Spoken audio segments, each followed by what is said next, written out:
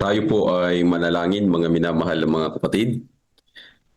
Mapagpala at dakila po naming Diyos ng tahanan po ay nasa kaitaasan ng langit. Sa umaga pong ito, kami po ay nagpapasalamat at patuloy na ibinabalik ang papuri at pasasalamat sa inyong dakila at banal na pangalan, Ama. Sa umaga pong ito, Panginoon, sa amin pong muling pagtatagpo-tagpo sa pamamagitan po ng platform na ito ay ang pong hinihiling muli ang inyo pong pagpapala at pangunguna at ang inyo pong basbas ang siya pong sumaamin dakilang Diyos. Pagpalain po ang amin pong mga pagbubulay-bulay na ito ngayong umaga, Panginoon. At salamat po sa buhay at lakas na inyo pong ipinagkaloob sa pangalan po ni Jesus. Amen. Mga minamahal na mga kapatid, happy and wonderful God First Sabbath morning sa bawat isa po sa atin, mga minamahal. Welcome back sa atin pong God First Morning program sa umaga pong ito, mga kaibigan at mga kapatid at taga-subaybay ng atin pong programa. Ngayon po muli ay amin po kayong inaanyayahan na samahan po kami o samahan po natin muli ang atin pong napakagandang programa sa umagang ito mula dito sa ating platform hanggang sa ating pong mga tagapanood live sa Facebook at YouTube. Kayo po ay amin pong muling inaanyayahan. Magandang umaga po sa inyong lahat at purihin pong muli natin ang ating pong Panginoon. Sa umaga pong ito, May 16, 2026, araw ng Sabado, tayo ho ay darako na sa unang bahagi ng ating pong programa. Tayo po ay tutungo sa ating pong Bible reading na kung saan ay pangungunahan po tayo ng ating pong kapatid na si Willie Joy Humawid. At ang ating pong Bible book chapter ay nasa aklat po ng Ikalawang Chronicles chapter 28. At pagkatapos pong basahin ng ating kapatid na si Willie Joy, ay atin pong aanyayahan ng ating pong dalawang butihing pastor na magbibigay sa atin ng mga refleksyon. Ang una po ay si Pastor Raymond Carl Ligo at ang pangalawa naman po ay si Pastor Noel Manalungsong. At pagkatapos po ng kanilang mga refleksyon, mga minamahal naming mga kaibigan, ay ibabalik po natin ang pagkakataon kay kapatid na Willie J. Humawid para po sa atin pong pananalangin. That is the first part of our program in God First Morning. Kapatid na Joy, kayo po ba ay nariyan na at atin po kayong inaanyayahan upang tayo po ay magsimula na sa atin pong Bible Book Chapter 2 Chronicle Chapter 28. Pastor Jomer, Yes po. welcome natin si Pastor Sabat, dumating na. And most especially, we welcome our very own pastor from SSD, Pastor Sabat, Pastor Jose Sabat Jr. Welcome po. Maraming salamat po at kayo po ay nakasama namin sa unang bungad ng ating pong programa ngayong umaga. Okay, so kapatid na Willie Joy, atin na pong ibinibigay sa inyo ang pagkakataon para po sa ating Bible reading. Wala yata siya, Pastor. Kung wala po, mga kapatid ko at mga kaibigan, ay hayaan nyo na pong ako ang magbasa ng atin pong Bible.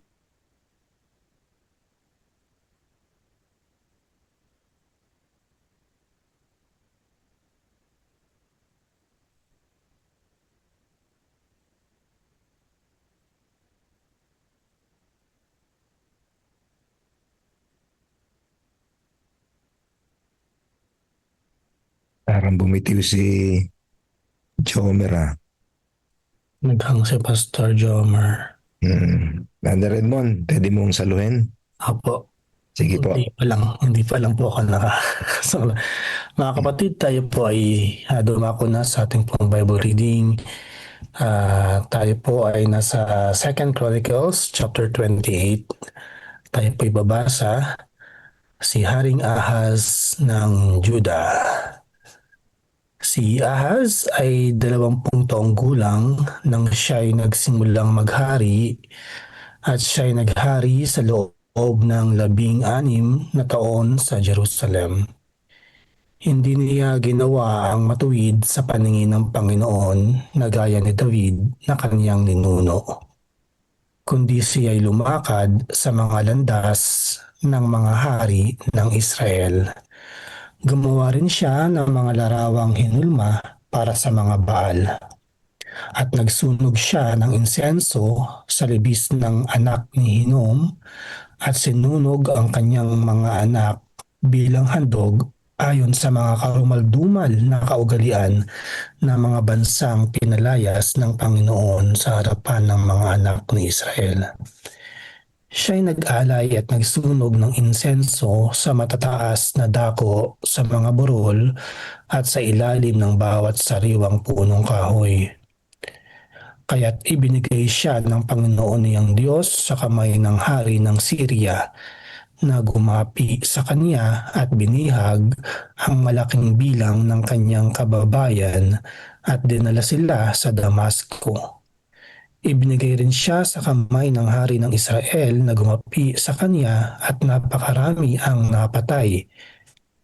Sapagkat si Peka na anak ni Remalias ay pumatay sa Juda ng 120,000 sa isang araw, lahat sila ay matatapang na mandirigma sapagkat kanilang tinalikuran ang Panginoon, ang Diyos ng kanilang mga ninuno. Pinatay ni Zikri na isang matapang na mandirigma sa Ephraim, si Maasiyas na anak ng hari, at si Azrikam na pinuno sa palasyo at si Elkana na pangalawa sa hari. At dinalang bihag ng mga anak ni Israel ang 200,000 sa kanilang mga kapatid, mga babae, mga anak na lalaki at babae. Kumuha rin sila ng maraming samsam mula sa kanila at dinala ang samsam sa Samaria. Ngunit isang propeta ng Panginoon ang naroon na ang pangalan ay Oded, at siya'y lumabas upang salubungin ang hukbo na dumating sa Samaria at sinabi sa kanila, sapagkat ang Panginoon, ang Diyos ng inyong mga ninuno, ay nagalit sa Huda. Kanyang ibinigay sila sa inyong kamay, ngunit inyong pinatay sila sa matinding galit na umabot hanggang sa langit. At ngayoy binabalak ninyong lupigin ang mga anak ni Huda at ng Jerusalem, lalaki at babae, bilang inyong mga alipin?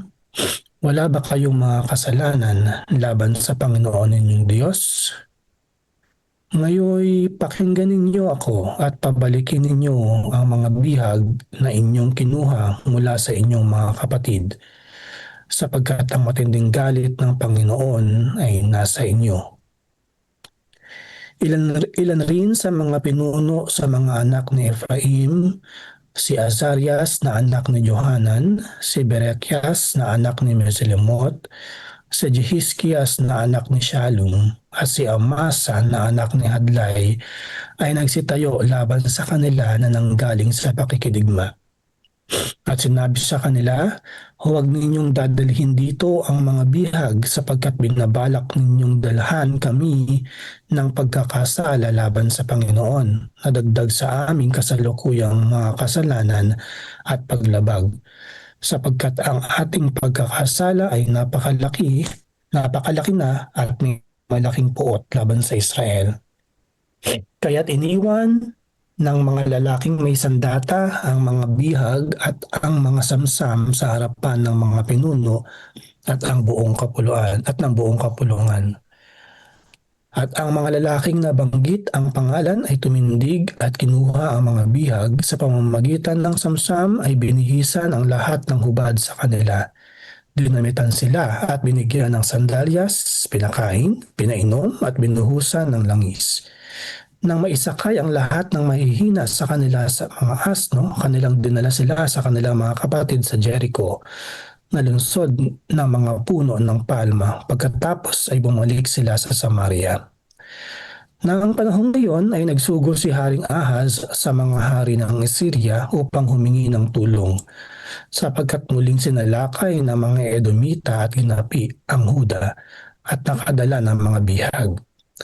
At ang mga Filisteo ay nagsagawa ng mga paglusob sa mga bayan sa Shefela at sa Negeb ng Huda, at sinakop ang Bet-Shemesh, Ayalon, Gederot, ang Soko at ang mga nayon niyon, ang Timna at ang mga nayon niyon, at ang Gimso at ang mga nayon niyon, at sila'y nanirahan doon.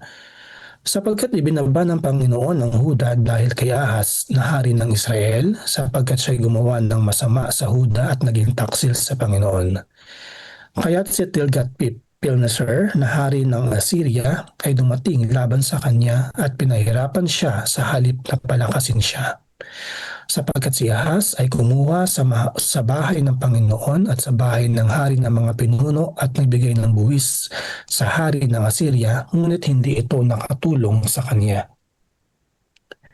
At sa panahon ng kanyang kagipitan ay lalo pa siyang naging taksil sa Panginoon. Ito ring si Hari Ahaz, sapagkat siya'y nag-alay sa mga Diyos ng Damasco na gumapi sa kanya, at sinabi niya, sapagkat tinulungan sila ng mga Diyos ng mga hari ng Syria, ako'y mag-aalay sa kanila upang tulungan nila ako. Ngunit sila ang naging kapahamakan niya at ng buong Israel. Tinipon ni Ahaz ang mga kagamitan ng bahay ng Diyos at pinagputol-putol ang mga kagamitan ng bahay ng Diyos. Kanyang isinara ang mga pinto ng bahay ng Panginoon at siya gumawa para sa sarili ng mga dambana sa bawat sulok ng Jerusalem. Sa bawat tungsod ng Huda ay gumawa siya ng matataas na dako upang pagsunugan ng insenso sa mga ibang Diyos, at ginalit ang Panginoon ang Diyos ng kanyang mga ninuno. Ang iba pa sa kanyang mga gawa at ang lahat niyang mga lakad mula una hanggang katapusan ay nakasulat sa aklat ng mga hari ng Huda at Israel. Sa huli, si Ahaz ay natulog na kasama ng kanyang mga ninuno at inilibing nila siya sa lungsod sa Jerusalem, sapagkat siya'y hindi nila dinala sa mga libingan ng mga hari sa Israel. Si Hezekias na kanyang anak ay nagharing kapalit niya. Amen. Amen. Amen. Thank you so much, Brother Edmond, sa inyo pong pangunguna upang basahin ang atin pong chapter book ngayong umaga. Ngayon po umaga mga kaibigan ay atin pong tunghayan ang atin pong dalawang mga magbabahagi ng kanila pong refleksyon. Atin pong unahin si Pastor Raymond para po sa refleksyon ng chapter book po natin ngayong umaga. Happy God First Morning po, Pastor Raymond. Nandiyan na po ba kayo? Happy God's morning din po, Pastor Jomer, Yes, praise kay the Pastor Lord. Jerry at karon din kay Pastor Sabat. Mga kapatid, happy God's morning po. Pasensya, hindi ko po mabuksan ang aking camera sapagkat narito po kami ngayon sa Farm Ridge at nandito lang po ako sa cabin. Pero nais ko pong ibahagi sa inyo ang ating reflection sa umagang ito sa binasa ni Brother Edmond sa 2 Chronicles chapter 28. Ano po ang nangyari? Ganito po mga kapatid. Ang 2 Chronicles, si Haring Ahaz ng Juda ay gumawa ng masama sa paningin ng Diyos. Sumamba siya sa mga Diyos-Diyosan at inilayo niya ang bayan ng Panginoon. Dahil dito, pinahintulutan ng Diyos na matalo ang Juda sa digmaan laban sa Israel, sa Aram at sa Edom. Maraming tao ang namatay at nabihag. Ngunit sa gitna nito, may ilang taong sumunod pa rin sa kalooban ng Diyos at nagpakita ng awa sa mga bihag. Bakit ito po nangyari? Mga kapatid, nangyari ito dahil iniwan ni Ahaz at ang bayan ng Panginoon. Nagtiwala sila sa Diyos-Diyosan at ang iba'y sa ibang bansa naman kaysa sa Diyos. Hindi sila nagsisi sa kanilang mga kasalanan. Ang kanilang pagsuway ay nagdala ng kaparusahan at kaguluhan sa buong bayan. Ano po ang dapat mangyari? Mga kapatid, dapat ay nanatiling tapat si Ahaz at ang Juda sa Diyos. Dapat silang sumunod sa kanyang mga utos, sumamba lamang sa Panginoon at magtiwala sa kanyang paggabay. Kung sila po ay nagsisi at nagpakumbaba, maaring naranasan nila ang proteksyon at pagpapala ng Diyos kaysa pagdurusa. Ngayong umaga po mga kapatid, sa ating nabasa, ano po ang ating tugon?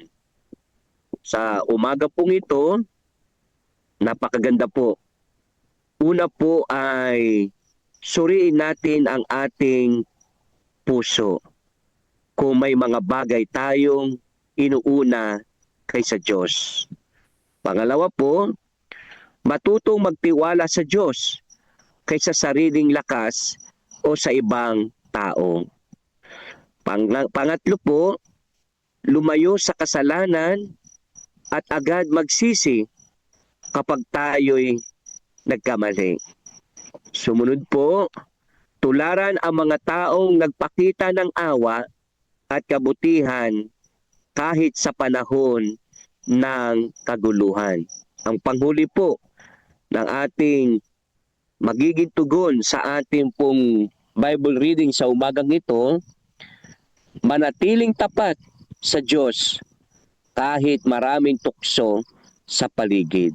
Nawa, pagpalain po tayo ng ating Panginoon sa ating pong reflection sa umagang ito. Happy God's morning po sa inyong lahat, mga kapatid.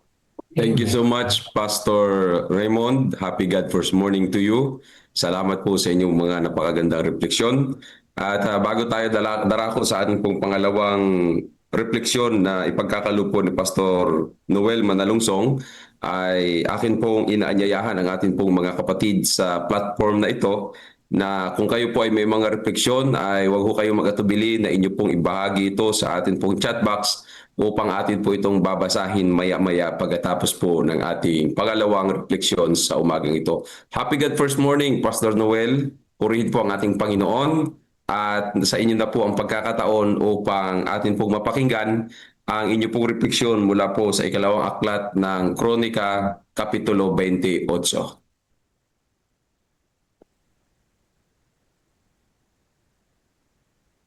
Happy God First Morning po sa lahat po ng ating mga kapatid.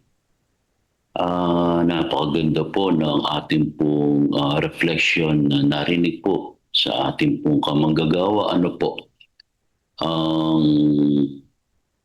Ang ikalawang kronika, Kapitulo 28 po, ang naglalarawan po ng spiritual decline. Ano po? At sa ganoon ay meron ding kompromiso dahil po bunga po yun ng paglayo nila sa ating Panginoon Diyos. At ang paalala po, ang Diyos ano po sa atin ay patuloy na tumatawag. Ang awa po niya ay laging bukas. Ano po? At may pag-asa po sa pagsisisi. Sa ating pong binasa po kanina sa ating kapitulo o kabanata ng ikalawang kronika, 28, nakita po natin kung ano ang nangyari, ano po, at bakit po nangyari iyon, at ano dapat po ang nangyari, at ano naging mga dapat maging katugunan na nabanggit po kanina sa atin na ating unang refleksyon. At muli po ay alam naman natin na ang bayan ng Diyos ay dapat ay nakita natin na sana ang Uda ay tinawagan ng Diyos upang sana ipakita ang karakter ng Diyos at magpatuloy sa kabanalan, at maging patutuo sila sa mundo o maging saksi sila sa mundo. Subalit, ang naging katulad po ay naging katulad sila ng mga bansang pagan. Kaya po, ang nangyari doon sa kasaysayan yun ay malungkot na kasaysayan, na ang leader o hari ng Huda ay hindi niya pinili hanapin ang ating Panginoon Diyos. Ang mahirap pa sa kanya ay ipinasara niya pa ang mga templo o yung kanilang pagsamba sa tunay na Diyos. Tayo din mga kapatid, dito sa kwento pong ito ay hindi upang magaya natin kung anong meron ang sanlibutan. Kundi patuloy nating ipakita ang karakter ng ating Panginoon Jesucristo sa sanlibutan ito. Kaya ganun po, ang alam naman natin, hindi naman bigla ang bumaksak ang hari. Unti-unti siyang nagkakaroon ng maliit na pagsuway, maliit na kompromiso, at maliit na paglayo. Hanggang tuluyan nasira ang bayan ng ating Panginoon Diyos. Kaya nga po, sa atin din, bumabalik tayo. Meron tayo kung direction na bumalik sa tunay na pagsamba, at yung ating back to the altar, napakainam po na ipagpatuloy. At patuloy po ang ating devotion, ang ating prayer life, ang ating patuloy na ugnayan at relasyon meron tayo sa ating Panginoon Diyos. Sapagkat ang panawagan sa atin ng ating Panginoon Diyos ay bumalik sa altar, at hindi tayo pupunta sa anumang mga kompromiso na ayon po sa kwento ay talagang ganun na nangyari sa kanila. Magtiwala sa ating Panginoon Diyos higit. At ang tunay na seguridad, alam naman po natin, ay nasa Diyos lamang. Muli po, happy God First Morning. Muli sa inyong God First Morning sa ating unang bahagi. Salamat po. Thank you so much, Pastor Noel. Happy God First Morning. Salamat po sa inyong napakagandang refleksyon sa umaga pong ito, mga minamahal pong pastor. At wag po kayong mawawala at maya-maya ay babalik po tayo para po sa ating Acts Prayer. Inaanyayahan ko po kayo para po pangunahan ito mamaya-maya, mga minamahal na pastor. So mga kaibigan, ay pakinggan po natin ang dalawang magagandang refleksyon. At kung sino po sa inyo ang mayroon pong mga ibabahagi sa umagang ito, ay maaari lang po kayong magtaas ng inyong pong mga kamay at atin po kayong i-recognize. At habang wala pa pong nakataas ng kamay mga kapatid, ay dako po tayo sa atin pong chat box para basahin po natin ang atin pong mga refleksyon na ibinahagi po ng atin pong mga kapatid. At narito po ang atin pong mga refleksyon na atin pong binasa mula po sa ating kapatid na si Jonathan. Ang sabi po dito ay ang 2 Chronicle 28, sa kabanata pong ito ay dumanas ang Huda ng sunod-sunod na trahedya sa pamumuno ni Ahaz. Sumamba sila kay Baal at inialay at sinunog ang sarili niyang anak dahil sa wala ng katapatan sa Diyos. Pagbaliwala sa utos at sa kabila ng pagkatalo, lalo pa siyang nagbatigas. Dapat mangyari, kilalanin niya ang kanyang pagkakamali, magtiwala sa Diyos, hindi sa ibang tao, at magsisi. Ang aking tugon, sangayon kay kapatid na Jonathan, ang chapter na ito, nagpapaalala sa atin kapag tinatalikuran natin ang ating relasyon sa Diyos, dahan-dahang mawawala ang ating kaligtasan at proteksyon. Mga kapatid, God First Morning sa lahat, sabi po ng ating kapatid. At ganun din, mayroon pong tugon si Pastor Jerry. Amen. And maraming salamat Pastor Raymond sa inyo pong refleksyon at leksyon na ibinahagi. Galing naman sa ating kapatid na si Romel, ang sabi po niya, madalas sa buhay, nagiging katulad tayo ni Ahaz, na kapag dumarating ang mga pagsubok at kahirapan, ang iba sa atin ay dumudulot pa sa maling paraan sa halip na humingi ng tulong sa Diyos.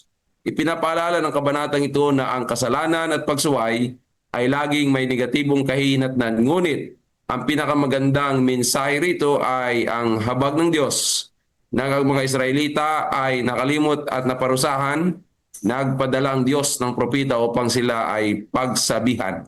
Ang maganda, nakinig ang mga pinuno ng Israel at pinili nilang ibalik ang mga bihag at magpakita ng awa sa kanilang kapwa. Ipinakita dito na gaano man kalayo ang ating narating sa pagkakamali, bukas palad pa rin ng Diyos na magpatawad kung tayo ay magbabalik loob sa Kanya. Praise the Lord. At ganun din ang sabi nga po ng ating butihing Pangulo, Pastor Jerry, maraming salamat Pastor Noel sa inyo pong refleksyon. At ang sabi po sa pagpapatuloy ng ating refleksyon, sabi po ng ating butihing Pangulo si Pastor Jerry, sa Kabanatang 28, si Ahaz ay naging hari sa edad na 20, napakabata, puno ng oportunidad at lumaking may mabubuting halimbawa at matibay na pananampalataya sa paligid niya. Malakas at maunlad ang kaharian. Pero sa halip na sundin ng Diyos, inakay niya ang bayan sa madilim na landas ng idolatria. Malinaw ang aral. Ang mabuting pagpapalaki ay hindi garantiya ng kaligtasan. Ang isang maling desisyon ay maaaring magligaw sa marami. At kapag kusang lumayo ang tao sa Diyos, inilalayo rin niya ang sarili sa proteksyon ng Diyos. Ang kwento ni Ahaz ay paalala na sa huli, hindi kapaligiran o edukasyon ang nagliligtas, kundi biyaya lamang ng Diyos. Napakahusay ng atin pong mga napakinggan na atin pong mga refleksyon. Ang sabi naman po ng ating kapatid na si Net Lazaro ay ibinahagi po niya ang ating pong mga participants. Akala ko po yung meron pong refleksyon. Okay? So, follow up po from our President. Isang tinig mula sa kadiliman. Maaari din tayong maging si Obed nang dalhin ng hukbo ang 200,000 bihag. Tumayo si Obed at pinagsabihan sila, nakinig sila, pinakain, dinamitan at ibinalik ng ligtas ang mga bihag mula pa uwi o hindi natin laging kayang baguhin si Ahaz na nasa itaas. Pero minsan, tinatawag tayo ng Diyos para maging ubid sa gitna ng kaguluhan at baka iyon mismo ang papel na hinihingi niya sa atin ng ating pong Panginoon. Okay? Thank you so much sa mga napakagandang refleksyon po mga kapatid. Timing po ng paalala sa atin sa ating pong pangkasalukuyang panahon at sa ating pong pang-araw-araw na pananampalataya sa ating pong Panginoon. At nabasa po natin ang lahat po ng ating mga refleksyon. Mayroon po bang mga magbabahagi sa ating pong platform ngayong umaga para po sa karagdagan po ng ating refleksyon na ating pong binasa mga minamahal na mga kapatid? Kung marahil, yes kapatid na Edmond. Siguro po last na. Gusto ko lang pong i-highlight yung nasa verse 22 sa 2 Chronicles 28 verse 22. Sabi po dito, during his time of trouble, King Ahaz was even more unfaithful to the Lord. Sapagkat nang siya'y nasa kagipitan ay lalo pa siyang nagkasala laban sa Panginoon. Sa atin po, ano lang po ako na kapag may problema o crisis sa ating buhay, tayo po ba ay palayo o mas palapit sa Panginoon? Hindi rin man po maganda na kung tuwing may crisis lang, doon lang tayo mas lumalapit sa Panginoon. Narinig ko po sa isang pastor tayo po ay dapat Christ-centered, hindi crisis-centered. So yun po yung parang takeaway ko po this morning.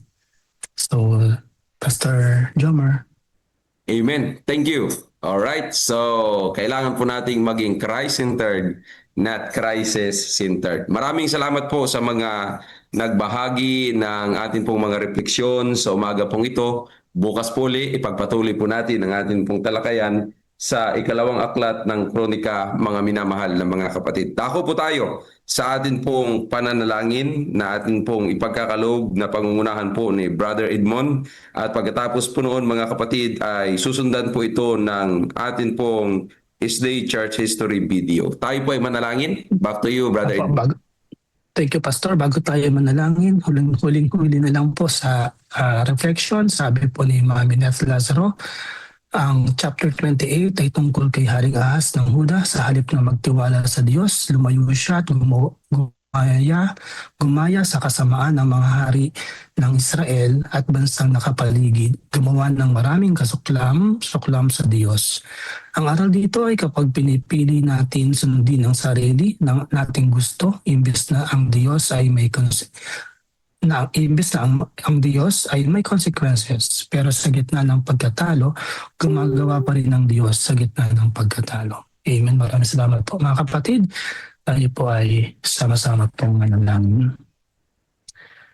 Banal, dakila at mapagpala po naming Ama, aming Diyos, na tanan po ay nasa mga langit. Kayo po ang siyang amin pong sinasamba at pinupuri sa umagang ito. Maraming salamat po sa muling pagbibigay sa amin ng buhay at kalakasan. Ginising kami sa isang napakagandang araw po ng Sabat at nakapagbasa, nakapag-aral, nakarinig po kami ng mga mensahe po mula sa inyo. At maraming salamat po sa mga aral na amin pong natutunan na magiging inspirasyon po namin sa amin pong pang-araw-araw na pamumuhay. Maraming salamat po at patuloy po ninyo kaming inaanyayahan, pinapaalahanan na lumapit po sa inyo, manalig po sa inyo pong kapangyarihan, hindi po sa aming mga sariling mga kalakasan. Maraming salamat po sa patuloy po ninyong pagbubuklod sa amin. Bagamat kami po yung magkakahiwa-hiwalay, ay nagkakaroon po kami ng pagkakataong tulad nito na magkasama-sama. Patuloy na sumamba at patuloy na ibalik ang lahat po ng papuri at pinakamataas at mayamang pasasalamat po sa lahat po ng inyo pong pagpapala, pag-iingat, at pag-ibig po sa bawat isa po sa amin. Ang lahat po ng kapurihan ay pinagkakaloob at ibinabalik namin sa inyo. Salamat po. Samahan po kami sa buong umagang ito sa amin pong gagawing God First Morning at nubayan at pagpalain po ang mga magsisiganap, ang mga amin po ang speaker at patuloy na ang Santong Espiritu ang siyang pumagitna po sa aming lahat at patuloy na datnan po ang bawat isa saan man po sila naroroon. Gayon din ang mga makikinig at makakasumpong po nitong aming pong ginagawang programa sa kanilang mga social pages at naman pong oras po nila ito masumpungan.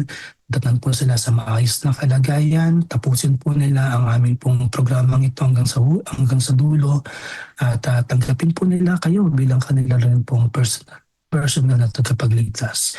Maraming salamat po muli, Panginoon. Ito pong aming dalangin sa pangalan po ng aming pong Panginoong Yesus. Amen. Amen. Thank you so much po, Brother Edmond.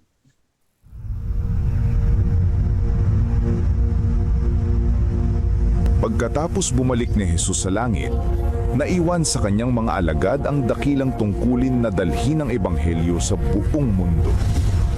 Puspos ng banal na espiritu, ang mga lalaki at babaeng ito ay buong tapang at kapangyarihan na ipinangaral ang mensaheng kanilang natanggap at abutin ang lahat ng sulok ng mundo.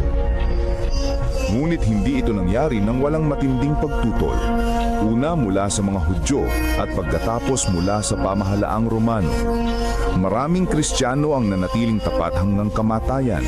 Tiniis ang pagpapahirap at kahihiyan sa harap ng mga masayang manood sa Circus Maximus at Colosseum sa Roma at sa buong imperyo.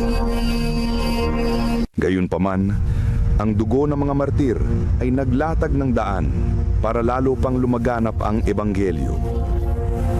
Pagkalipas ng mga taon ng pag-uusig ng mga emperador ng Roma, isang emperador na nagngangalang Constantine ang nagpahayag ng kanyang pagtalima sa Kristyanismo noong 312 AD. Naging tanyag ang Kristyanismo, ngunit kasabay nito ay pumasok din sa simbahan ang maraming paganong kaugalian at simbolo, lalo na sa Roma. Ang obispo ng Roma ay unti-unting nagkaroon ng higit na kapangyarihan at autoridad at nagsimulang tutulan at usigin ang mga taong kumikilala kay Jesus lamang bilang ulo ng iglesia at tumatanggap sa Biblia lamang bilang pinakamataas na pamantayan ng katotohanan. Upang makatakas sa lumalalang pag-uusig, ang tunay na bayan ng Diyos ay umatras patungo sa mga liblib na lugar ng Europa. Sa hilagang Italia, ang mga Waldenses ay nagtago sa mga kabundukan. Marami ang pinatay ngunit patuloy na nagningning ang liwanag sa kadiliman sapagkat ang Diyos ay nananatiling may kontrol. Siya ay nagbangon ng mga lalaking tulad ni Wycliffe, Hus, Tyndale, Luther, Calvin at Zwingli upang tumindig para sa katotohanan. Ipinaglaban nila ang Biblia lamang, pananampalataya lamang at si Kristo lamang. Noong 1798, sa katuparan ng propesiya sa aklat ni Daniel, ang kapangyarihang panrelihiyon at pangpolitika ng simbahang Romano ay pansamantalang nabawasan nang alisin ni General Berthier si Pope Pius VI sa kanyang trono. Kasunod nito, nagkaroon ng malaking pagkagising sa interes tungkol sa mga propesiya ni Daniel at marami ang naniwalang malapit nang bumalik si Jesus. Sa Estados Unidos, pinangunahan ng Baptist preacher na si William Miller kasamang daang-daang ibang tagapangaral ang pagtuturo tungkol sa pagbabalik ni Kristo noong 1844. Subalit nang hindi bumalik si Jesus noong 1844, masusing pag-aaral ng Biblia ang nagbigay liwanag sa isang maliit na grupo na ang ministeryo ni Kristo sa makalangit na santuaryo ang dahilan ng kanilang matinding kabiguan. Natuklasan nila sa Biblia na ang ikapitong araw ay Sabat na itinalaga ni Jesus para sa kanyang bayan. Unti-unti nilang naumawaan na ang kanilang misyon ay ipangaral ang mensahe ng tatlong anghel sa Apokalipsis 14. Bilang mga Seventh-day Adventist, ang layunin nila ay ipangaral ng may kapangyarihan ang walang hanggang ebanghelyo at ihanda ang mundo sa pagbabalik ni Kristo. Mahigit sa 160 years na ang lumipas, mga taong dumaan sa dalawang World War, maraming kampanyang militar, mga krisis sa ekonomiya, ang pagtaas ng ateismo at sekularismo at pagdami ng populasyon ng mundo. Dumami rin ang mga natural na kalamidad na pabalik-balik at lumalala. Sa panahong ito, ang misyon at mensahe ng iglesia ay mas may kabuluhan at mas agaran kaysa dati. Si Jesus ay malapit nang dumating at ang mundo ay dapat na maihanda. Maghanda sa pagsalubong sa Diyos. Alright, thank you so much po sa ating video na ating pong napanood. Dako po tayo sa second part ng ating pong program, Jesus Wins Reading and Reflection. Ito po ay pagkakaloob at pangungunahan sa atin ng ating kapatid na si Rosel Gracia.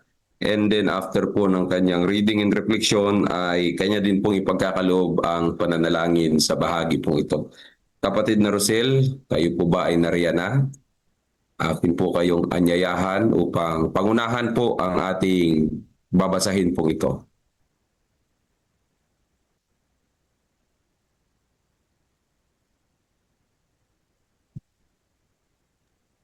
Parang wala po pas.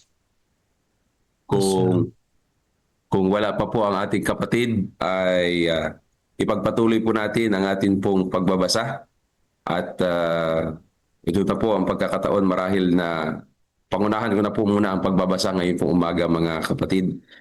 Atin pong sabay-sabay na sundan ang atin pong babasahin sa Jesus Wins. Ito po ay nasa Mayo 16. Ang paksa po natin ay ang kanyang pananaig. Ang atin pong sentrong talata sa atin pong paksa ngayon ay mula sa Gawa 19:20. Ang sabi po, sa gayoy lumago at lubos na nanaig ang salita ng Panginoon. Totoo ang tunggalian sa pagitan ng mabuti at masama.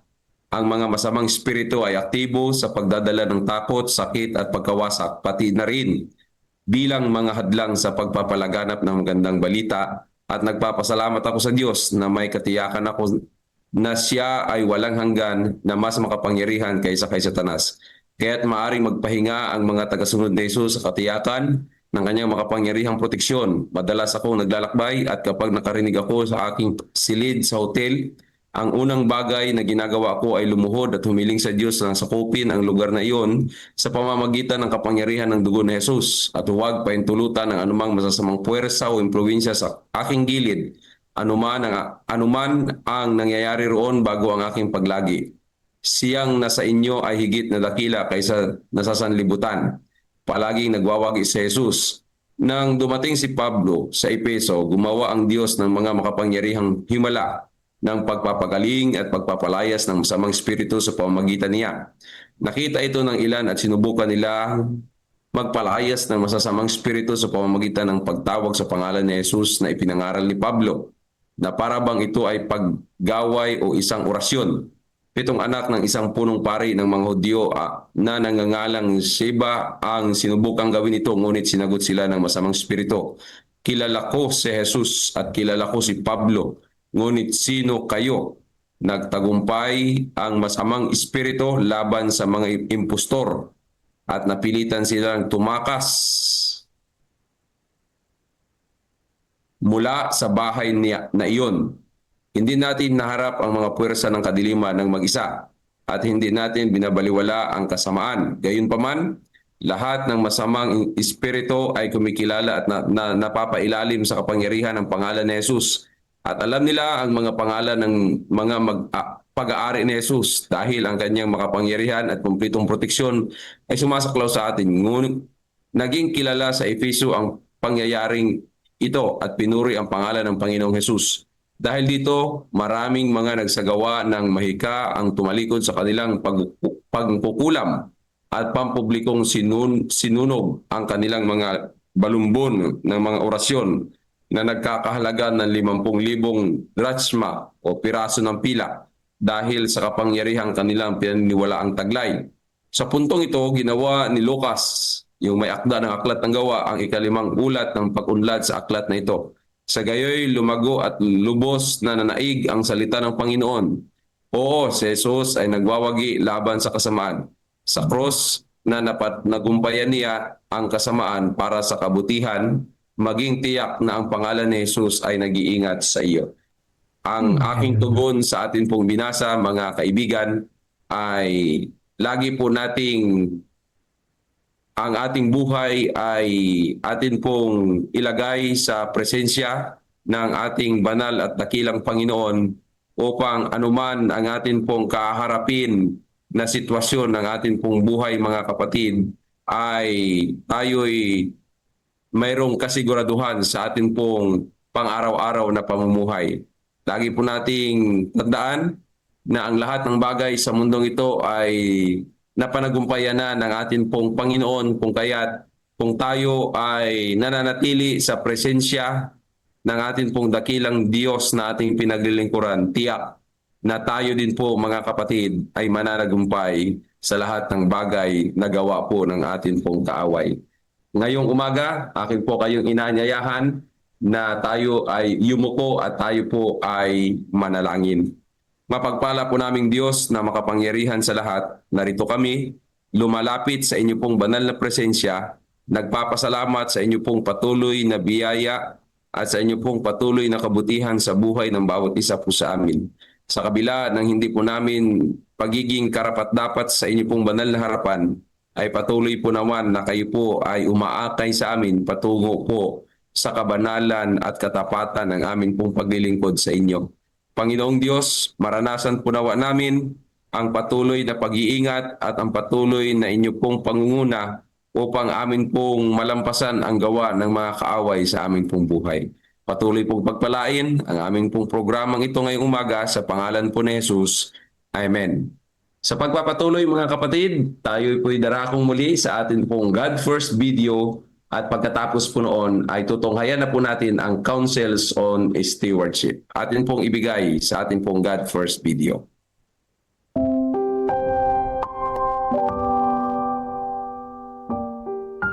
Para saan ka nabubuhay?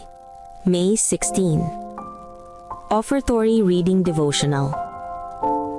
Ipinapakita ng ating mga kalendaryo, plano sa paggastos, at bank statements ang ating mga prioridad. Kung saan natin inilalaan ang ating oras at pananalapi ay tunay na sumasalamin sa focus ng ating buhay. Ibinubunyag nito kung para saan talaga tayo nabubuhay.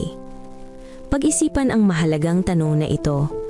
Namatay ba si Jesus para sa kung paano ka nabubuhay? Magiging katulad kaya ng sa iyo ang kalendaryo at bank statements ni Jesus? Maaring ibunyag ng sa iyo ang ilang pamumuhunan ng oras at pera sa mga bagay na hindi mahalaga sa kanya, o marahil ay direktang salumat sa kanyang kalooban. Nakikita ba sa iyo ang mga prioridad na kanyang ikinabuhay at ikinamatay? Si Jesus ay dumating upang tayo ay nagkaroon ng buhay na ganap, 100%. Juan 10:10. Sinasabi sa atin ng mundo na ang paraan ng pamumuhay ni Jesus ay nakakabagot at lipas na. Ngunit si Jesus, ang ating lumikha, ang nakakaalam kung ano ang pinakamabuti para sa atin. Maraming disipulo sa buong mundo ang maaaring magpatotoo na ang mga paraan ng Diyos ay palaging ang pinakamahusay. At hindi lamang sa pananalapi, kundi pati na rin sa pag-aasawa, kalusugan, relasyon, kapayapaan, kasiyahan at marami pang iba. Kung nag-aalala ka kung lulundag ka ba sa kalooban ng Diyos ng 100%, hinihikayat kitang gawin ito. Sige, lumundag ka. Mamuhay ka ng lubusan para sa Kanya. Sinabi ni Jesus, sino mang nagnanais na iligtas ang kanyang buhay ay mawawalan nito. Ngunit sino mang mawalan ng kanyang buhay dahil sa akin at sa Ebanghelyo ay maililigtas ito. Marcos 8:35. Namatay ba si Jesus para sa kung ano ka nabubuhay? Panawagan.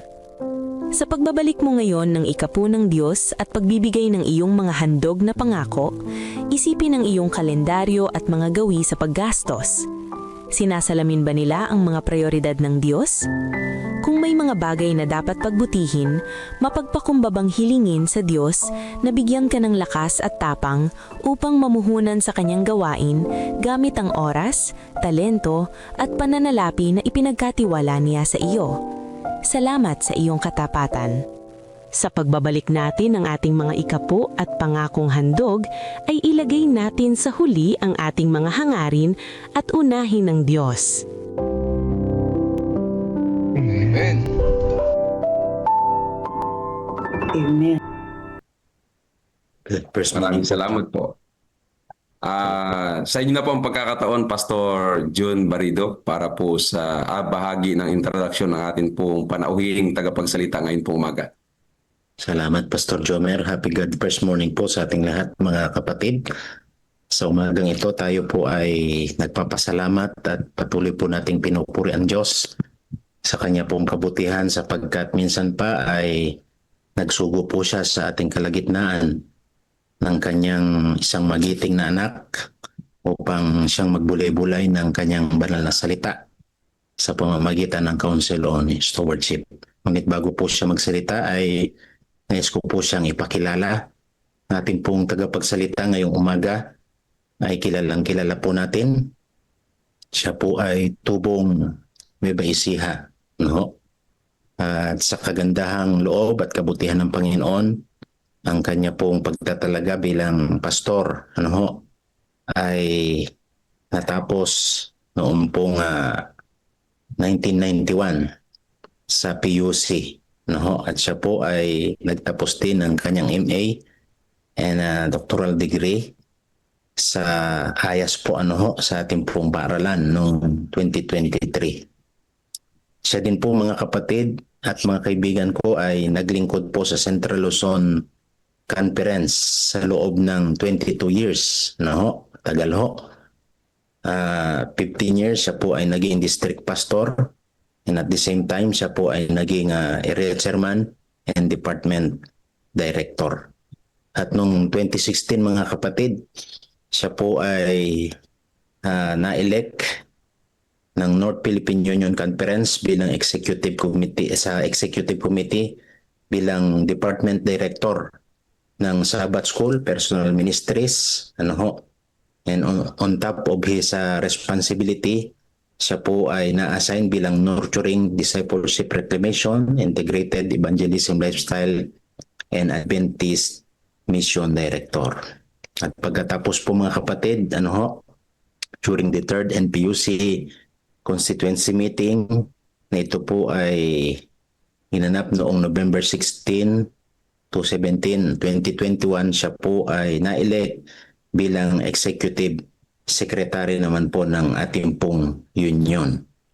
At pagkatapos po ngayon mga kapatid, siya po ay naglilingkod bilang ating magiting na Mission Refocus Director ng Southern Asia Pacific Division. Kilala po natin ang ating pong tagapagsalita ngayong umaga.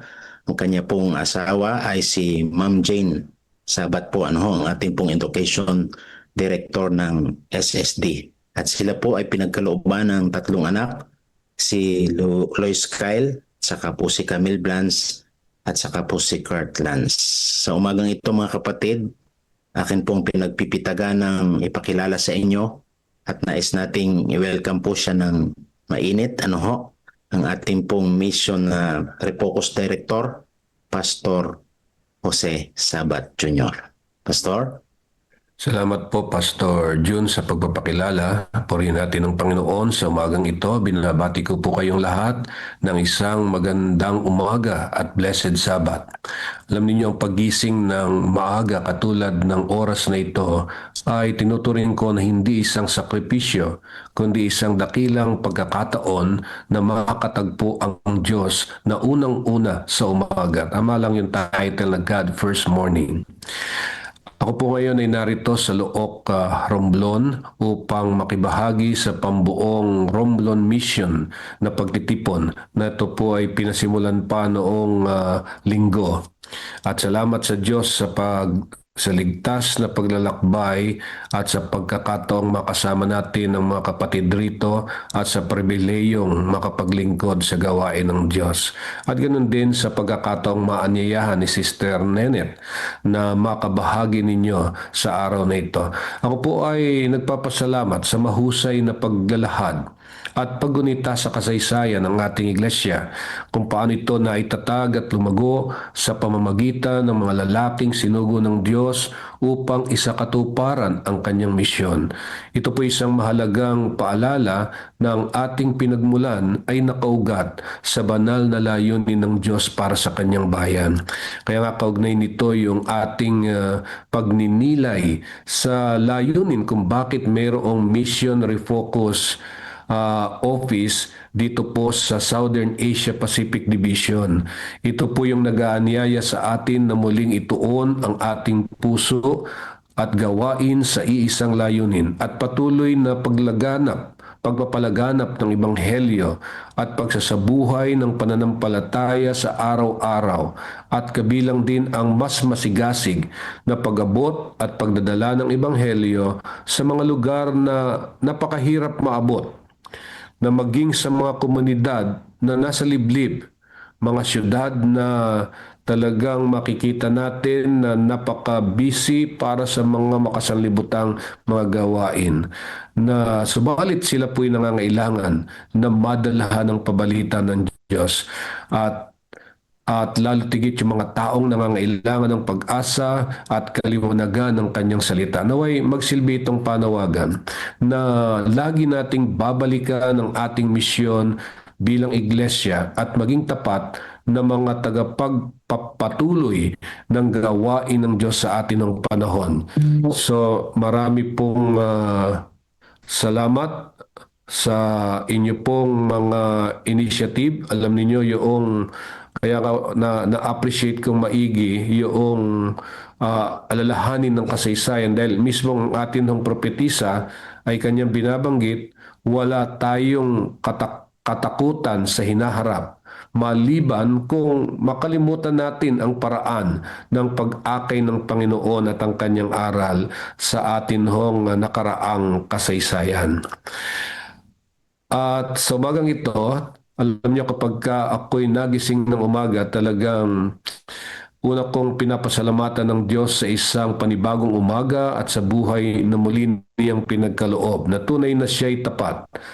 Dahil tayo'y binigyan niya ng pagtulog at sa buong magdamag at kanya tayong iningatan upang pahintulutan na muli tayong magising sa araw na ito. Kaya nga yung napakagandang talata sa mga awit 3:5 ay nagsasabing, ako'y nahiga at natulog.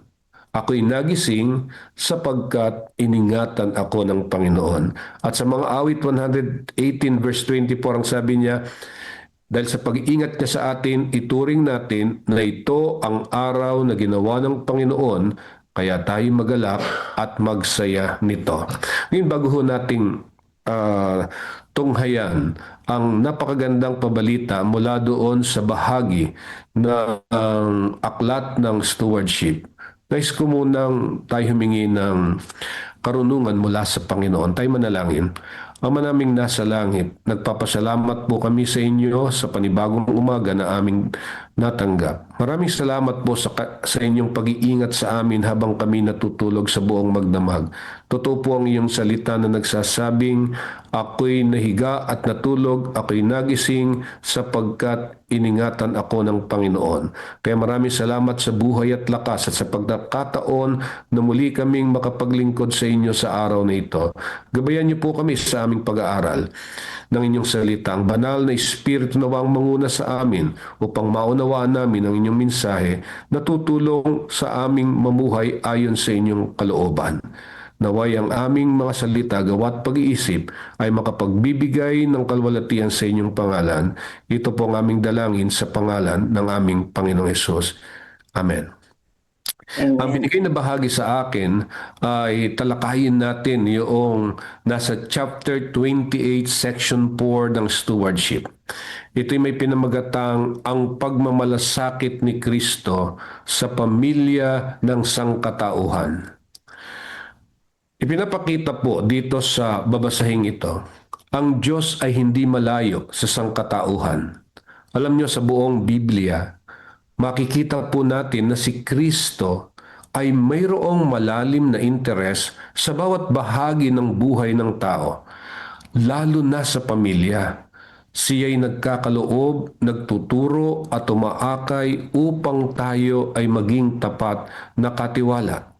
Mayroong napakahalagang prinsipyo na kanyang itinuturo sa atin. Tulad halimbawa, una ng biyaya. O ang biyaya, ang pinagmumulan ng lahat. Ano ba yung pinakadakilang kaloob ng Diyos sa tao? Alam po ninyo, ang pinakadakilang kaloob ng Diyos, walang iba kundi ang kaligtasan, ang buhay na walang hanggan sa pamamagitan ng ating Panginoong Hesukristo. Bakit ko nasasabi ito? Dahil sa 1:3:16 ay sinasabi, sapagkat gayon na lamang ang pag-ibig ng Diyos sa sanglibutan. Ito isang napakalaking biyaya. At kapag ka atin itong pagbubulay-bulayan, ating masasabi na ang biyaya, ang pundasyon ng lahat ng iba pang aspeto ng pagiging katiwala. Dahil kung wala ang biyaya, ang buhay, oras, kakayahan, at ang iba pa ay nawawala ng tunay na layunin. Ngayon mga kapatid, kung ito'y napakahalaga, ano ang responsibilidad natin sa biyayang ito? Isang napakalaking responsibilidad, walang iba kundi ibahagi ang mabuting balita sa iba.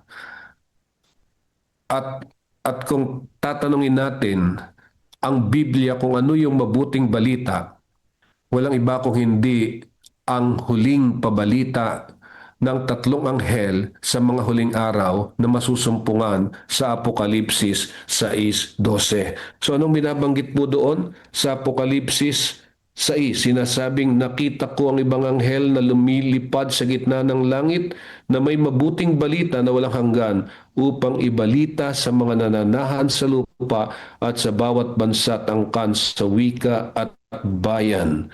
At sinasabi niya ng malakas na tinig, matakot kayo sa Diyos, magbigay kalwalatian sa Kanya, sapagkat dumating ang panahon ng Kanyang paghatol at maghisamba kayo sa gumawa ng langit at ng lupa at ng dagat at ng mga bukal ng tubig. At gayon din ang pangalawang anghel na nagpapahayag at nagbibigay ng babala tungkol sa pagguho ng Babylonia, at ang pangatlong anghel na nagsasabi ng malakas na tinig tungkol sa tayo ay huwag sumamba sa hayop at sa kanyang larawan para hindi tayo tumanggap ng kanyang tanda, ng kanyang noo o ng kanyang kamay, at ganun din ng kagalitan ng Diyos. So napakagandang pabalita na siyang dinadala natin sa mga tao. Kaya nga mga kapatid, ang biyaya ay hindi para itago, kundi para ito'y ipangaral lalo na sa atin hong pamilya at sa buong komunidad. Ikalawang prinsipyo na aking nasumpungan dito sa section na ito, walang iba kung hindi yung buhay. Pinapakita na maging katiwala tayo ng atin hong katawan. Ano ba yung kahalagahan ng buhay ayon sa Biblia? Ang sagot ay, ang buhay ay hininga ng Diyos at dapat pangalagaan. Ito'y mababasa natin sa Genesis Kapitulo 2, ang talata po ay 7. Binabanggit doon na sa pamamagitan ng hininga ng Diyos, ang tao ay nagkaroon ng buhay. Ngayon, paano natin dapat pangalagaan ang ating katawan? Sa pamamagitan ng malusog at banal na pamumuhay. Kaya nga binabanggit ni Apostol Pablo sa 1 Corintios 6:19 hanggang 20, ang katawan ay templo ng Espiritu Santo. As stewards of the life gifted to humanity, ito isang napakagandang advantage ng Seventh-day Adventists. We are promoting holistic, healthful living, operating medical, educational, and relief organizations. Kaya ang taong tumatanggap ng biyaya ay inaasahan na mag-alaga rin ng kanyang katawan, ng buhay na pinagkaloob sa kanya ng atinong Panginoon. Ikatlong prinsipyo na makikita po natin dito sa mensahe ng stewardship, walang iba kung hindi ang kakayahan, ating abilidad, o kaya yung paggamit ng ating talento. Ano ba yung layunin ng Diyos sa pagbibigay ng kakayahan? Ang kasagutan ay para gamitin sa paglilingkod sa Kanya at sa Kanyang kapwa. Ang maganda itong at maliwanag na inilarawan sa Matthew 25:31 hanggang 45, yung paggamit ng talento sa paglilingkod. Ngayon ang tanong ay, ano ang mangyayari kung hindi natin gagamitin ang mga talento na pinagkaloob ng Diyos? Pinapakita sa mga prinsipyo po doon sa passage na mawawala ito o kukunin ang pinagkatiwala ng Diyos. Yan din ang sinabi sa Lucas 19:12 hanggang 27. Hindi na natin babasahin ng kasaysayan. Dahil sa kahalagahan ng paggamit ng atinong abilidad, ng atinong mga talento. Alam niyo mga kapatid, kung atin hong tutunghayan itong pag-aaral na ito, ito'y nagpapakita na ang biyaya ay nagtutulak sa atin na kumilos at ang kakayahan ay paraan ng paglilingkod sa pamilya at sa atinong iglesia. Ang ikaapat, yun pong oras, yung panahon. Ito'y banal na kaloob ng Diyos sa atin. Kaya ang tanong dito ay, bakit ba mahalaga ang oras sa pananampalataya? Dahil ito po ay limitado at hindi na bumabalik. Kapag binigyan tayo ng panahon, talagang gamitin na ho natin ito ng mayroon hong karunungan. Yan din ho yung sinasabi ni Apostol Pablo sa Efeso Kapitulo 5, 15 hanggang 17. na gamitin natin ang oras natin ng mayroon hong karunungan. Dahil hindi na ho yan kailanman may babalik pagka ho ay lumipas. Kaya ngayon, ang tanong, ano ba yung espesyal na kaloob ng Diyos tungkol sa oras, tungkol sa panahon? Wala hong iba kundi ang Sabat. Yan yung nailagay sa kautusan na binabanggit sa Exodo Kapitulo 20, talatang 8 hanggang 11.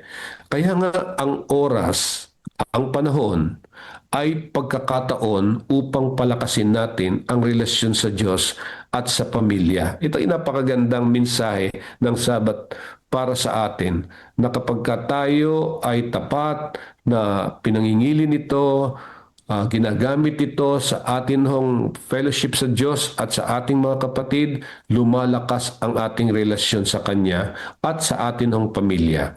Ang ikalima ho, ang atin hong daigdig, the earth. Dahil pinapakita nito yung pagiging katiwala ng nilikha. Yun. Ang katanungan dito ay sino ang tunay na may-ari ng mundo?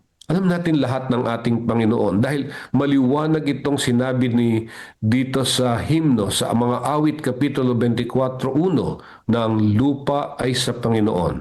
Ngayon, kung ang lupa ay sa Panginoon, ano ang tungkulin ng tao sa mundo?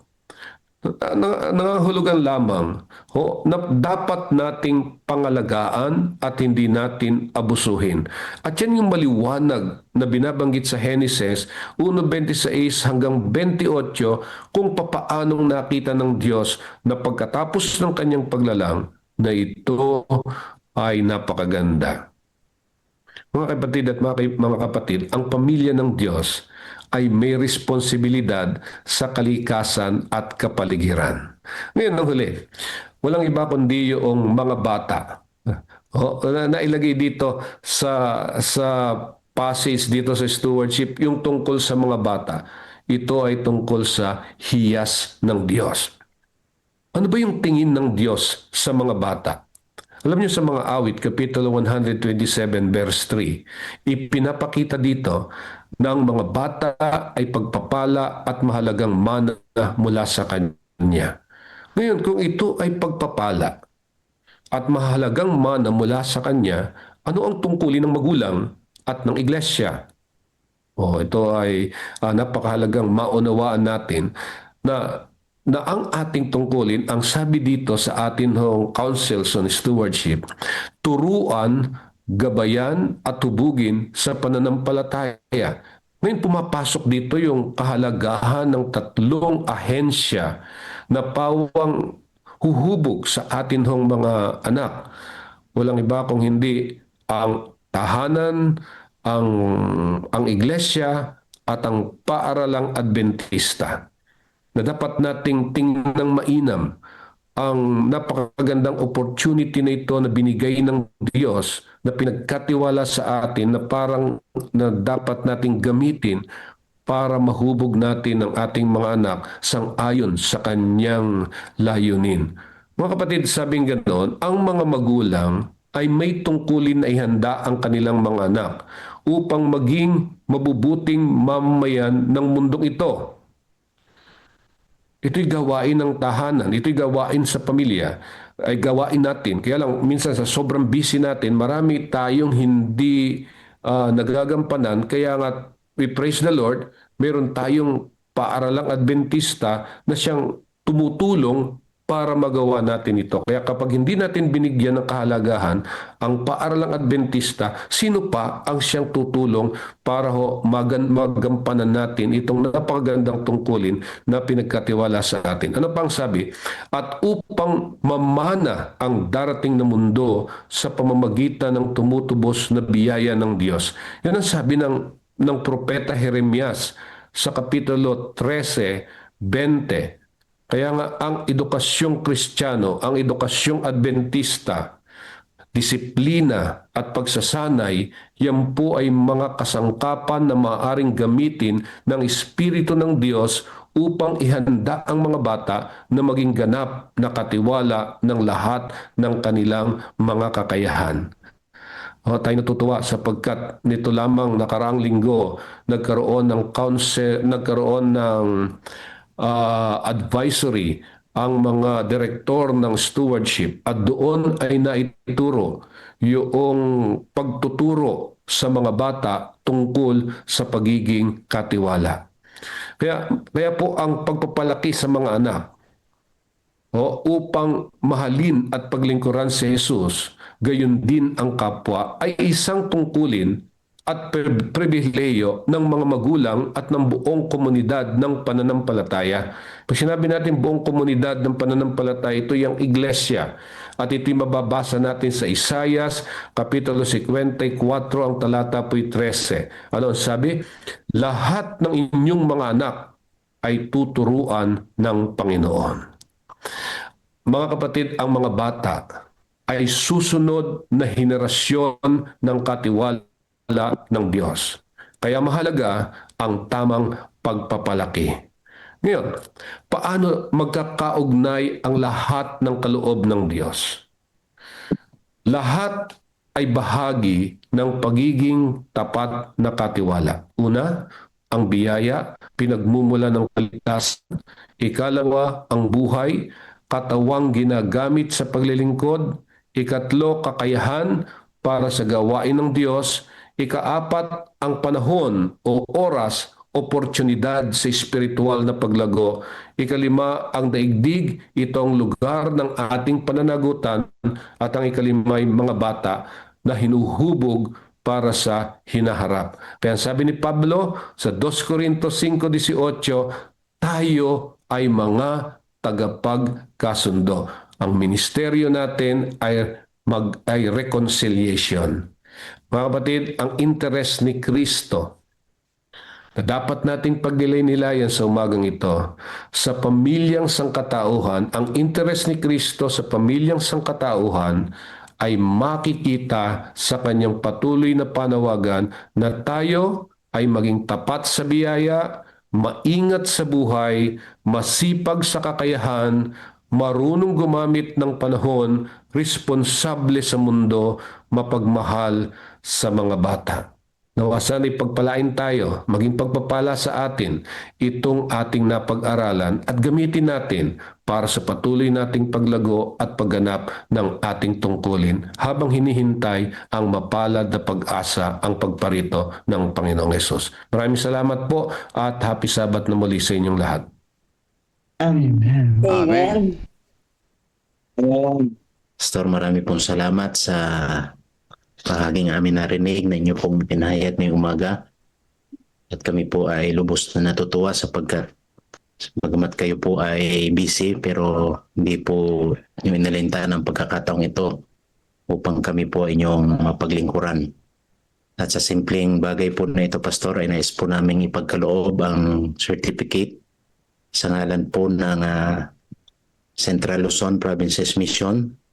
Isang pagpupugay po sa pamumuno po ng aming pong minamahal na Pangulo, Pastor Jerry Estabillo, at sa buong pwersa po ng Central Luzon Provinces Mission ay amin pong pinagkakaloob ang certificate nito.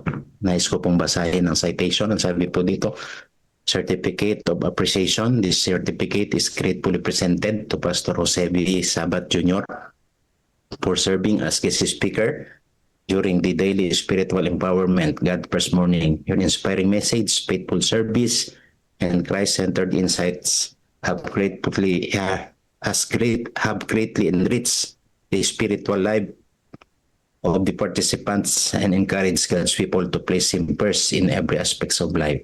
Presented with sincere appreciation by the Central Luzon Provinces Mission 1831 Angelito Street, Mount Pius Subdivision, Balibago, Angeles City, Philippines, held virtually on May 16, 2026. Yours truly po, Pastor Paredo Jr., Stewardship Director, and our humble and handsome President, Pastor Gerardo Estabillo. Pastor, amin pong ikinagagalak na pagkaloob po itong certificate na ito virtually, Pastor. God bless po, Pastor, sa inyo pong ministry. Salamat po. Salamat po, Pastor. Sir, thank you. Thank you po. Maraming salamat po sa ating butihing pastor na nagbahagi po ng mahalagang mga mensahe sa umagang ito mula po sa ating councils on stewardships. Mga minamahal na mga kapatid, tayo po ay dalako sa huling bahagi ng ating pong programa. Ito pong ating silent prayer and acts prayer. Ang atin pong adoration and confession ay pangungunahan po ni Pastor Raymond Carl Ligo at ang atin pong thanksgiving and supplication ay pangungunahan po ni Pastor Noel Manalungsong. And after all, mga kapatid, ay pakikinggan po natin ang HQ Project video, indeed the closing song, and the closing prayer ay ipagkakalob po sa atin ng ating pong butihing pastor na si Pastor Jose Sabat Jr. And then after po ay ang ating CLP Mission Vision Statement na atin pong i-recite sa huling bahagi ng ating pong programa. And the last part po is the benediction. Sa dako pong ito, mga minamahal na mga kapatid, akin pong inaanyayahan ng bawat isa na tayo ay dumako sa ating silent prayer for 1 minute. And then after the silent prayer ay ang atin pong acts prayer na pangungunahan po ng ating mga butihing pastor.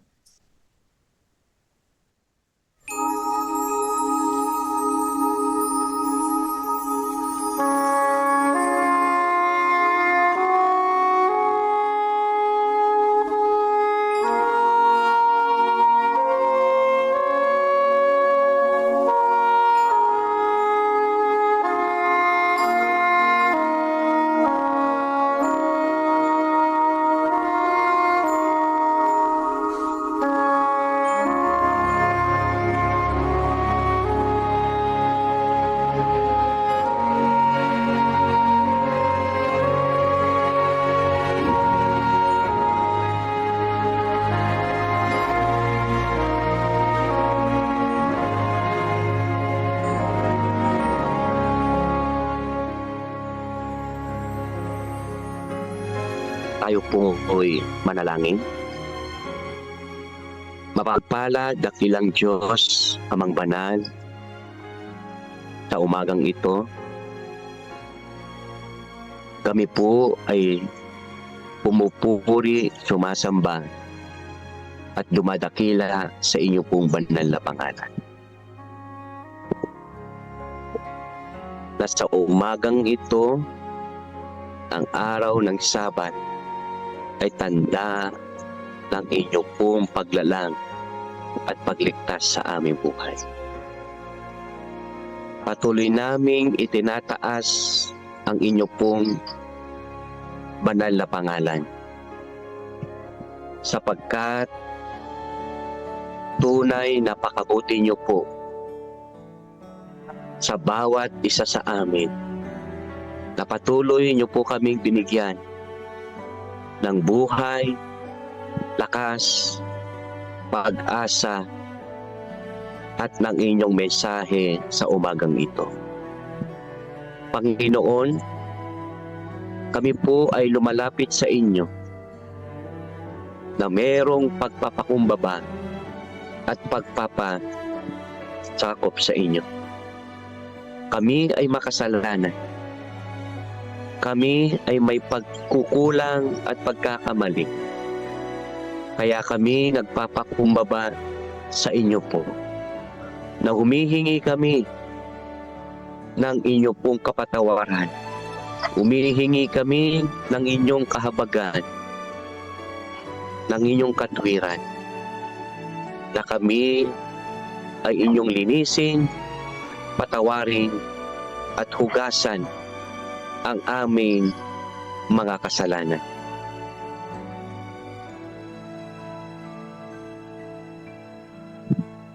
Manaming Diyos, sa umaga pong ito aming po itinataas patuloy ang inyo pong kabutihan sa inyong iglesia. At patuloy po namin kinikilala ang inyo pong pagsama patuloy sa aming pong isinasagawa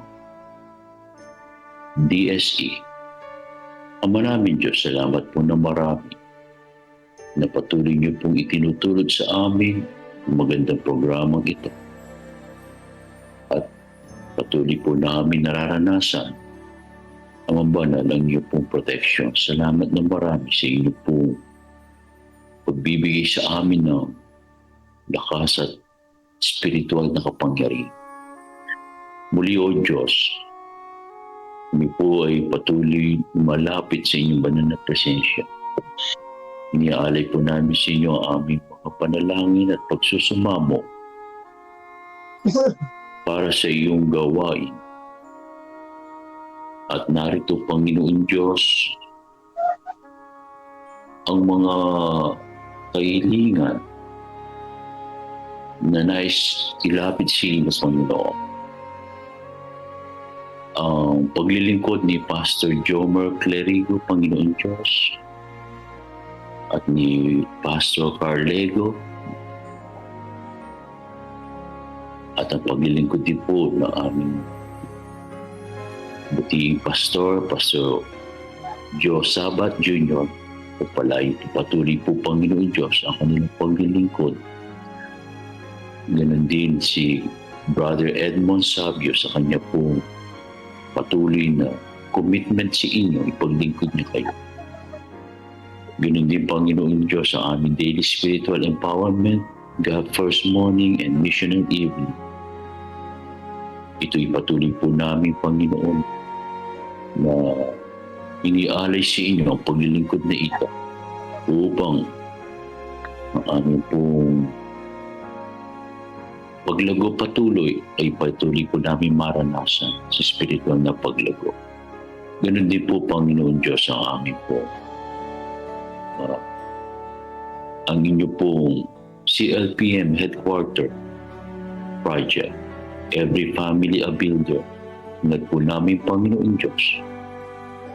Ito po ang inyong pagtatakda at malikom lahat, Panginoon, ang pangangailangan dito, Panginoon Diyos. Ito, Panginoon Diyos, ay sikalulahati ng inyong banal na pangalan. Ganun din po ang workshop ng Sabbath School ng PM na gaganapin sa May 23. Ito po ay nawa. Patuloy niyo pong kasiyan ang aming mga leaders at ang aming mga kapatid na dadalo rito. Patuloy po sila masanay, Panginoon Diyos, para sa inyong gawain. At sa mga pagpapahayag po na inyong dalisay na Ebanghelyo, ay pinapahayag po sa Barangay Wenceslao Maria Aurora. Ganun din po sa Ackley Church, San Ildefonso, Bulacan. Ganun din po sa Tulay na Patpat. Ganun din po sa mga kapatid namin sa Bukaran, sa SDA Church. Ganun din sa Sibul, Bataan, sa Sinipit, sa Chaong Church. Sila, Panginoon Diyos, ay may mga takdang pagpapahayag na inyong Ebanghelyo. At patuloy po, Panginoon Diyos, ito po ay imisyon. Ito po ay imisyon ng bawat iglesia, ang pagpapahayag na inyong dalisay ni Ma'am. Galing din, Panginoon, sa medical mission sa San Ildefonso, ang gawain po ng Bitpapco, San Leonardo, Gapan, doon sa Palapa, Upig Church, Kabatuan, Botolan, Panginoon, sila din, Panginoon Diyos, ay nagpapatuloy sa pagpapahayag na inyong dalisay na Ebanghelyo. Samahan sila, Panginoon, habang sila po ay naroon upang imisyon nila ang inyong pong iglesia. Nais ko rin banggitin, Panginoon Diyos, sa inyong pong lupa ng awa. Panginoon, naawa po kayo at patuloy na maranasan ng aming mga kapatid sa kalusugan, kagalingan at spiritual strength. Sina Elijah Manalos, Nori La Chica, Corazon Barangan, Pastor Ray Letran. Ganun din po ang aming kapatid si Ponciano Garduce, Romnick Francisco, Olivia Ortiz. Ganun din po ang aming kapatid na si Reynaldo Eusebio, Panginoon Diyos. Si Paula Daluso, Adian Marcos Francisco, na sumunod Panginoon Diyos sa mga pangalan pa na narito si Jerry De La Cruz, Wilfredo Nepomuceno, Levi Salandanan, Keisha Ariate, ganoon din ang aming kapatid na si Dina Navarro, Natividad Bacani, Javier Gilalas, Marcos Espirito, aming kapatid na si Feli Gutierrez, Liza Marie, Miranda Banyaga, Panginoon Diyos. Lahat sila ay itinataas ko po si Ina.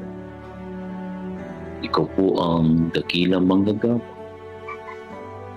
Nawa palakasin ang kanila pong kalusugan at katawan. At Espiritu, punuin sila ng pag-asa at ng kapayapaan. At patuloy po nila, Panginoon Diyos, maranasan muli ang lubos na kagalingan mula sa inyo. Maraming salamat, Mambanal, sapagkat alam namin ikaw ang aming Diyos na nakikinig at tumutugon sa aming panalangin. Nawa ang lahat ng ito magbigay kalwalatian sa iyong banal na Panginoon.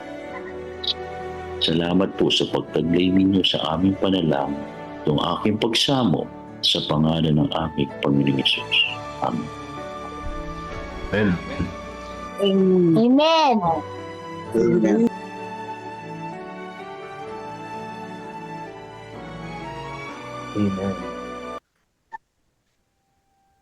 Ang misyon ay hindi natatapos sa ating mga iglesia. Ito ay patuloy na isinasabuhay sa ating mga tahanan, sa ating mga komunidad at sa bawat puso na nagmamahal sa Diyos. Ngayon, tinatawag tayong lahat na makiisa sa isang dakilang adhikain. Building up for mission. Ang Central Luzon Provinces Mission ay naglulunsad ng isang pambihirang pagtutulungan, ang CLPM Headquarters Development Partnership Campaign. Hindi lamang ito tungkol sa pagtatayo ng isang gusali, kundi sa pagtutulungan ng mga anak ng Diyos upang itayo ang tahanan ng misyon. Isang lugar kung saan uusbong ang mga programa, manggagawa at paglilingkod para sa kaharian ng Diyos. Sa ilalim ng unang pamamaraan na tatawaging 5,000 Families for the Mission Home, inaanyayahan ang bawat pamilya na maging katuwang sa gawaing ito bilang isang Mission Home partner. Layunin nating magkaisa bilang isang malaking pamilya sa pananampalataya. 5,000 pamilya na magpapahayag ng pagsuporta sa pamamagitan ng 1,000 piso bawat buwan sa loob ng isang taon. Ang bawat pamilya ay maaaring makibahagi sa iba't ibang paraan. Una, sa tithes and offering envelope na ilalagay sa others bilang CLPM Headquarters Project.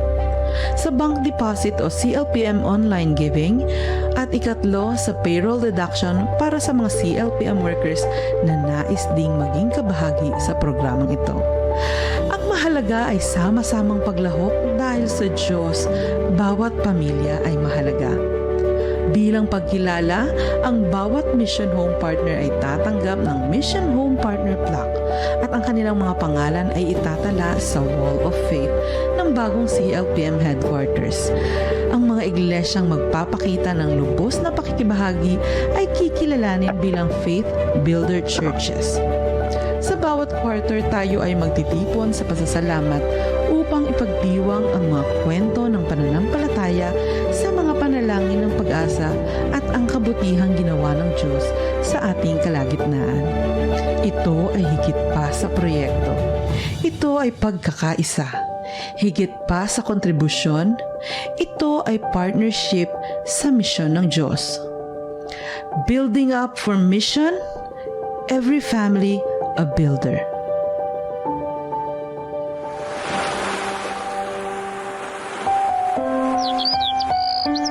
Amen.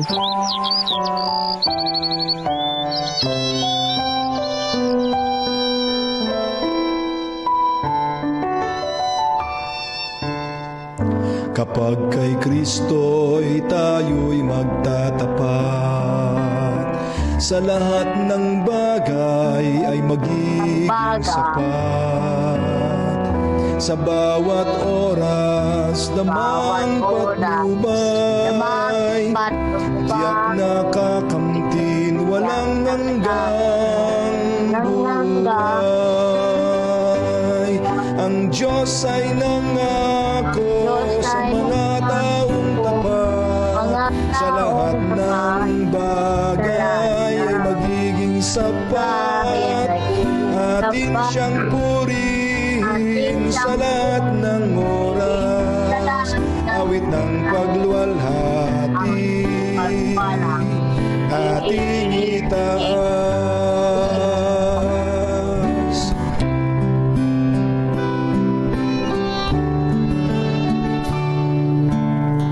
Si Kristo ang ating gawing Panginoon, puso't isip sa Kanya ituon.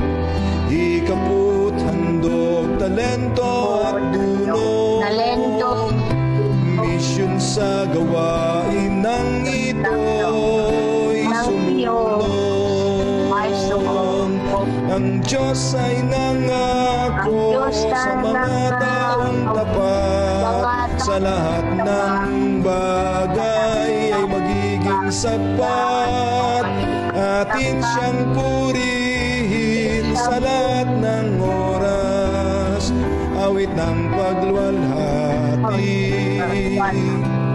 ating itaas.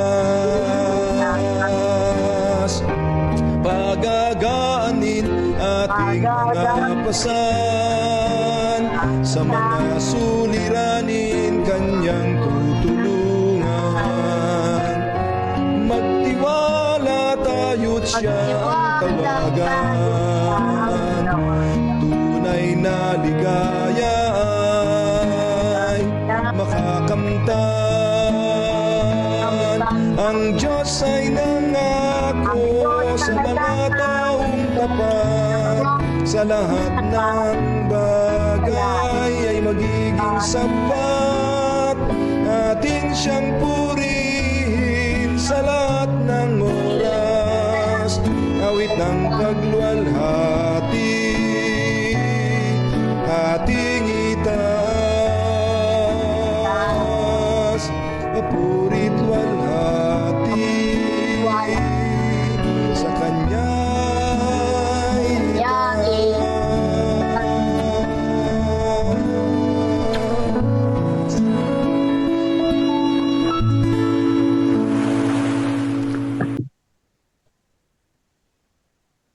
Inaanyayahan po kayo, Pastor Sabat, para po sa ating closing prayer. Tayo po'y manalangin. Dakila po naming Diyos, aming Panginoon na nasa langit na puspos ng pag-ibig. Turuan mo po kami na maging tapat na katiwala ng lahat ng inyong mga kaloob. Gamitin niyo po ang aming mga buhay, pamilya at kakayahan para sa inyong kalwalhatian. Palakasin niyo po ang aming pananampalataya at kami gabayan ninyo para sa susunod na henerasyon na sila'y aming mahubog sang-ayon sa inyong misyon at sang-ayon din sa inyong kalooban. Pagpalain ninyo ang lahat ng sumusubaybay sa programang ito at sa araw ng Sabat na ito, maranasan naming muli ang napakagandang celebration at fellowship na kasama kayo at ng mga kapatiran. Maraming salamat, Panginoon, sa lahat ng kabutihan ninyo at pagpapatawad sa lahat ng aming mga kasalanan. Tanggapin niyo ang aming pagtatalaga. Ito ang aming hiling sa pangalan ni Jesus. Amen. Amen. Amen. Pastor Sabat. Salamat po. Amen. Sabat po, Pastor. Sabat everyone. Maraming salamat po mga kapatid at salamat po, Pastor.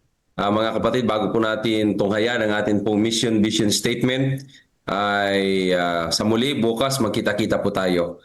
At atin pong tunghayan ang ating pong mission vision statement sa umaga pong ito. Mission statement: make disciples of Jesus Christ who live as loving witnesses and proclaim to all people the everlasting gospel of the free and in preparation for His soon return. learn. Our method, guided by the Bible and the Holy Spirit, And the Holy Spirit. central to our vision, pursue this vision through Christ-like living, communicating, discipling, teaching, healing, and serving. Serving. I envision every church a missional church. I am missional. I think, I talk, I act, I plan, I live, I move forward in God's mission. CLPM, we will go. Put God first, and you will never be last. Be last. Amen. Bye. Happy Sabat po mga kapatid. Sabat. Sabat po. Sabat po. Salamat muli mga kapatid sa lahat po ng mga participants, Sir Edmond, Sir Melvin, Sir Jomer. Thank you. Happy Sabat po, Sir Brother Sabat, Edmond. salamat po muli. Happy Sabat po. Salamat, Salamat po, Pastor Jomer, sa iyong pangunguna sa umaga na ito. Happy Sabat po, Brother Melvin. Happy Sabat, Jairel. Happy Sabat din dyan, Jairel. Okay, counted po tayo. 5, 4, Ganda. 3, 2, Ang announcement. 1. Bye-bye. Bye-bye. Bye-bye. Mm.